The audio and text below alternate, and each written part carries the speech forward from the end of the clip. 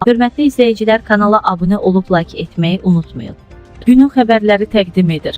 Oktyabr ayı üzrə pensiyalar bu tarixdə ödəniləcək. Əmək və Əhalinin Sosial Müdafiəsi Nazirliyinin tabeliyində Dövlət Sosial Müdafiə Fondu tərəfindən Bakı, Sumqayıt şəhərləri və Abşeron rayonu üzrə pensiyaların ödənilməsi tarifi açıqlanıb.